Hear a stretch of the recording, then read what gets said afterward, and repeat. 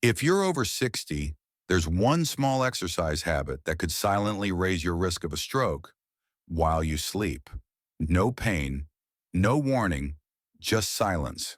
One moment, you're standing in your living room doing a few squats to stay active. Maybe you've been told it's good for your legs, your balance, your independence. And it is. But the next morning you wake up slurring your speech, or you can't move one side of your body, or worse, you don't wake up at all. I've seen it happen too many times. As a neurologist, I've watched good people, strong, well-meaning people, suffer strokes, not because they ignored their health, but because they followed the wrong advice. Not because they skipped exercise, but because they did it at the wrong time, in the wrong way, or under the wrong conditions. Squats. Yes, squats. Millions of seniors perform squats every day to stay mobile and independent. They do it to keep their legs strong, to avoid falls, to feel in control of their aging bodies. But what they don't know is that 9 common squat mistakes, often encouraged by fitness blogs or well-meaning therapists, can quietly set the stage for a deadly brain event. The danger doesn't feel like danger. That's what makes it so scary.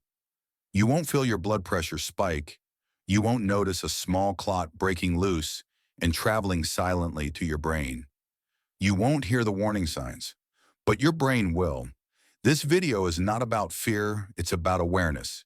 Because when you understand what's really going on inside your body, you can make small changes that protect your brain, your heart, your independence. So stay with me. I'll walk you through the most dangerous squat habits I've seen in my practice. And more importantly, what you can do instead. This may be the most important health video you'll watch this year. Let's make one thing clear from the start. Squats aren't the enemy. In fact, when done right, squats are one of the most effective movements for maintaining strength, balance, and independence as we age.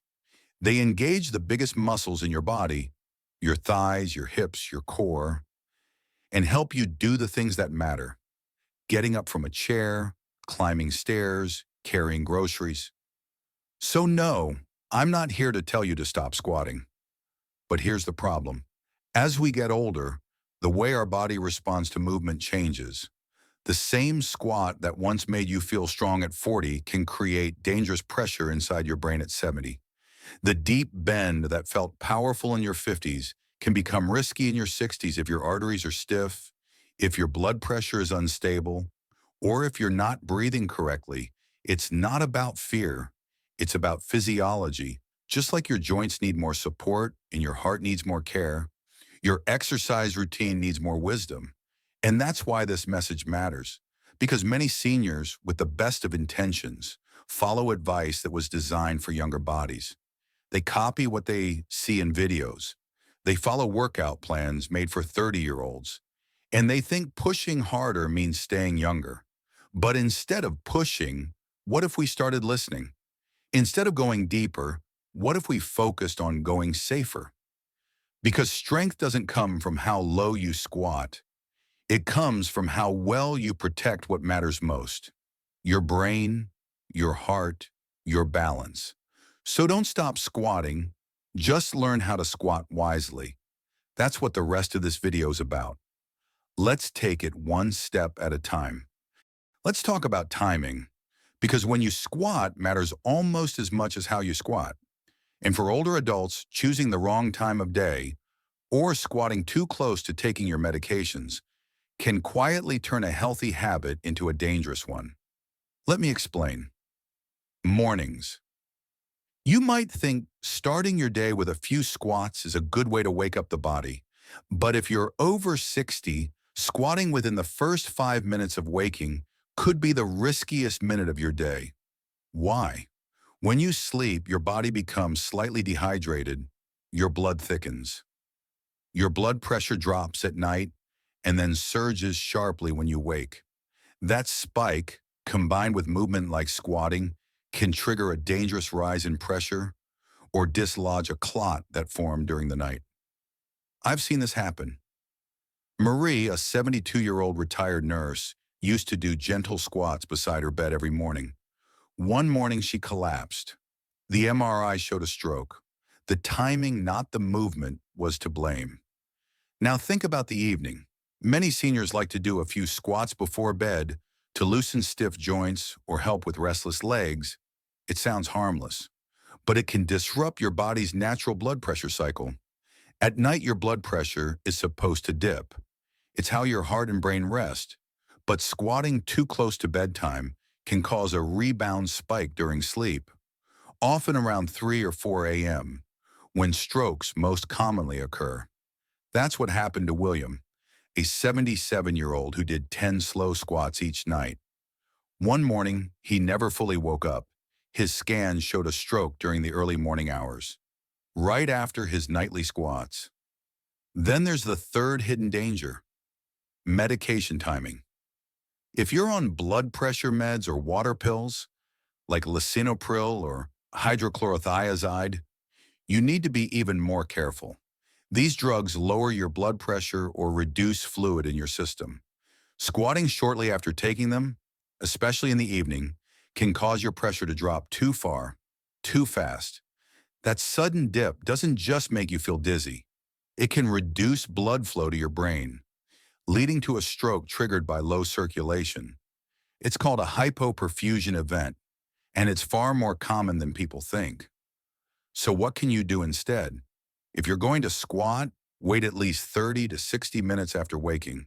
Drink a glass of water first, let your body adjust, and never squat within 1 hour of bedtime. Instead, try stretching or deep breathing to relax. As for medications, talk to your doctor. Know when your pills peak in effect. Time your exercise around that window. Remember, movement is medicine, but like all medicine, the dose and the timing must be right. Now let's talk about how you squat, because even if your timing is perfect, the way you perform a squat can silently put your brain and your independence at risk. There are 3 technique mistakes I've seen over and over in older adults: squatting too deep, holding your breath during the movement, and doing too many squats without rest. Let's start with depth. It's tempting to think that the lower you go, the better the workout. After all, isn't that what younger people do at the gym? Deep squats, hips below the knees, thighs parallel to the ground. But after 60, your arteries don't respond the same way. Your blood vessels stiffen with age. When you drop into a deep squat, especially with your chest compressed and hips low, you force blood upward. That spikes your intra-abdominal and chest pressure, and it creates a sudden surge in blood pressure that can dislodge a clot you didn't even know was there. That's what happened to Richard, a 78-year-old who did 10 deep squats every morning, arms crossed, thighs flat. One day he didn't make it back to his chair. He had a stroke. The deep bend had pushed his aging circulatory system too far. Now breathing, this one's subtle. Many people hold their breath during a squat without even realizing it, especially when rising up. This is called the Valsalva maneuver. Athletes do it to brace their core, but in seniors, it can be catastrophic. Why? Because holding your breath increases pressure inside your chest. That pressure cuts off blood return to your heart. Your blood pressure drops, then rebounds suddenly. That whiplash effect is dangerous. It can reduce oxygen to your brain just long enough for a clot to form or move. That's what happened to Clifford, a 79-year-old who did slow squats every morning. One day he stood up and collapsed. A small clot had blocked a vessel in his brain. His mistake: he was holding his breath the whole time. And then there's overtraining. Margaret, an 82-year-old former teacher, took her squats seriously. She started with 5 a day, then 10. Eventually, she was doing 50 deep squats every morning, without rest. One night she felt dizzy. Her speech slipped. She had a mini stroke. Her blood work showed elevated cortisol, signs of inflammation, and early clotting activity. Her body was under constant low-level stress. Here's the truth: older muscles recover slower, arteries are less flexible. Repeating too many squats every day without recovery can silently build up tension in your nervous system and cardiovascular system. It's not about giving up effort, it's about respecting recovery. So here's what I recommend. Don't squat lower than your knees. Exhale as you rise. Inhale as you lower. Never hold your breath. Limit your squat sets. 2 to 3 sets a day is enough. Rest between them. Take rest days during the week because instead of pushing until something breaks, the goal is to move in a way that protects the vessel that matters most, your brain. Sometimes the danger isn't in the exercise itself. It's in the condition of your body when you decide to move. And if you ignore the signals, fatigue, sickness, dehydration, or even a slippery floor, you could be setting yourself up for a serious injury, or worse, a stroke. Let's talk about what happens when you push through a workout when your body is whispering, not today. Take Dolores. She was 76, a former nurse, disciplined and proud. One morning she woke up with a scratchy throat and a slight headache. She skipped breakfast, took her usual meds, and went straight into her daily squats.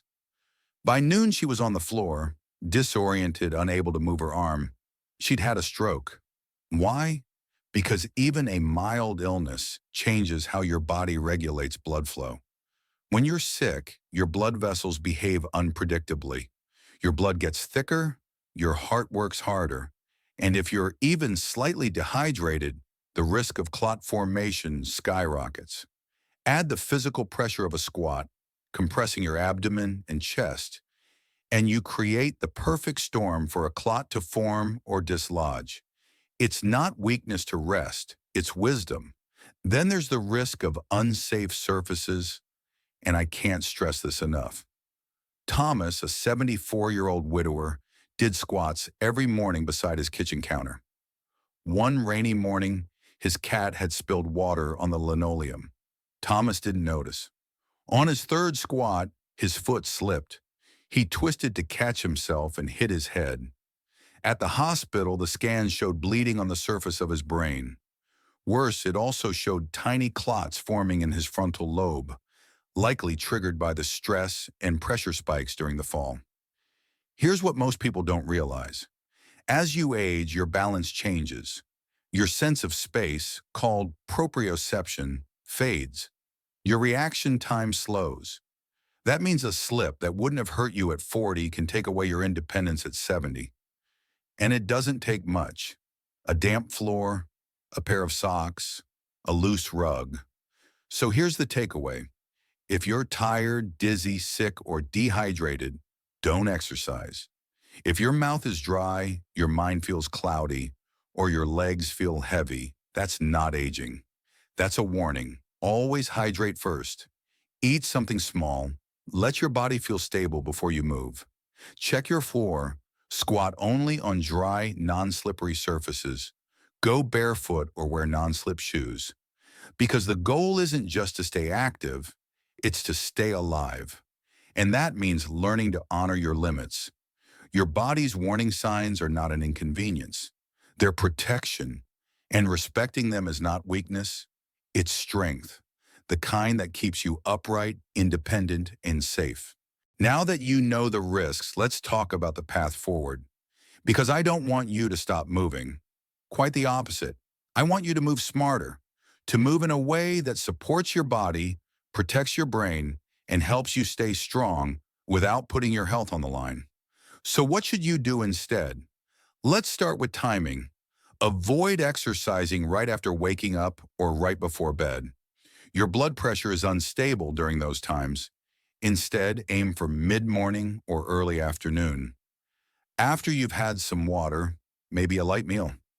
Your body is more alert, hydrated, and better able to regulate pressure. If you're on medication, wait at least an hour after taking it.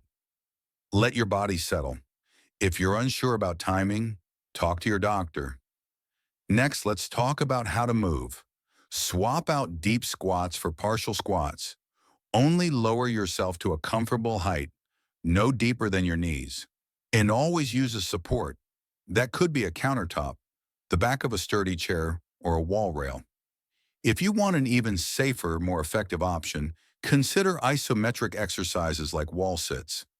These are powerful for strengthening the legs and lowering blood pressure, without the pressure, spikes, or balance risks of dynamic movement.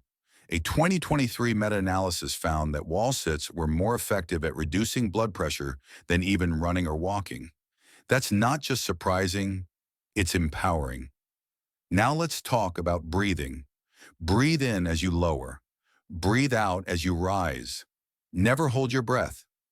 Holding your breath might feel natural, but for aging arteries and a sensitive heart, it can quietly turn deadly. Then there's hydration. This one's simple but often ignored. Dehydration makes your blood thicker. It increases clot risk. Drink a full glass of room temperature water before you move, and another after. Treat hydration like part of the workout itself. What about frequency? You don't need to squat every day. 2 to 3 times a week is enough. Give your body time to recover. If you feel drained, take an extra rest day. It's not laziness. It's smart training for a body that deserves care. And finally, be honest with how you feel.